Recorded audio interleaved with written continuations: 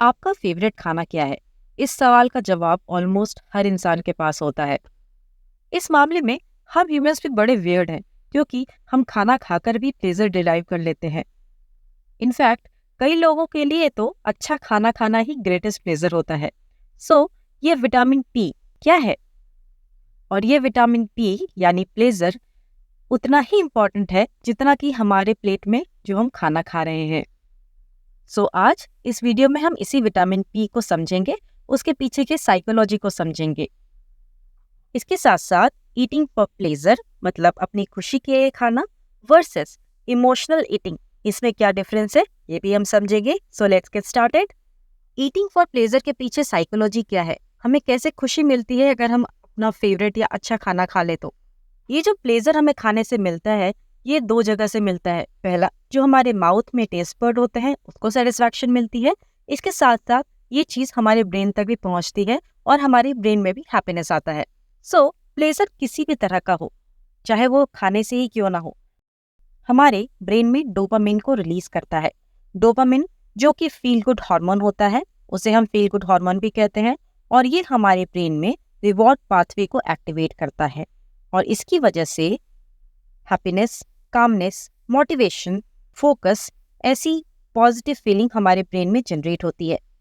Researchers के according तो मोटे लोगों में डोपामिन सेंसिटिविटी थोड़ी डिस्टर्ब रहती है, इसलिए उनको थोड़ा ज़्यादा ओवर ईट करना पड़ता है ये प्लेजर अचीव करने के लिए। बट जब हमारे ब्रेन की केमिस्ट्री प्रॉपरली वर्क कर रही है तो फूड एंजॉयमेंट से कई फिजिकल बेनिफिट भी होता है, क्योंकि हमारे ब्रेन में डोपामिन रिलीज होने से हमारा फूड अच्छे से डाइजेस्ट होता है और सही तरह से बॉडी में मेटाबोलाइज होता है। इससे जो हमारे फूड का न्यूट्रिशन है वो ज़्यादातर अच्छे तरीके से हमारे बॉडी में एब्जॉर्ब होता है और हमें ज़्यादा बेनिफिट मिलता है खाने का।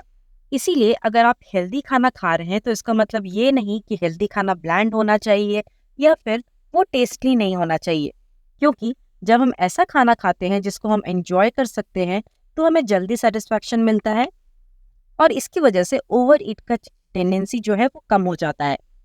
अब समझते हैं कि इमोशनल ईटिंग और ईटिंग फॉर प्लेजर में क्या डिफरेंस होता है। इमोशनल ईटिंग का मतलब होता है जब हम फूड के जरिए पॉजिटिव और नेगेटिव इमोशंस को कोप करने की कोशिश करते हैं।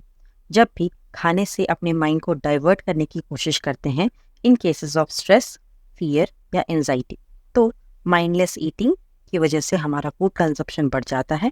ईटिंग फॉर प्लेजर का मतलब होता है जब हम फूड को स्पेसिफिकली चूज करते हैं उसके टेस्ट, टेक्सचर को एक्सपीरियंस करने के लिए। दूसरा डिफरेंस ये होता है कि इमोशनल ईटिंग में हम फूड से कोई एसोसिएशन या डिटैचमेंट नहीं रखते। जब हम प्लेजर के लिए खाते हैं तो फूड से ट्रू कनेक्शन होता है, इसीलिए प्लेजर प्लस नरिशमेंट एक परफेक्ट पेयरिंग होता है हमारे खाने के लिए। आई होप आपको ये वीडियो अच्छी लगी तो please like, share and subscribe करें एंड चैनल को फॉलो करें।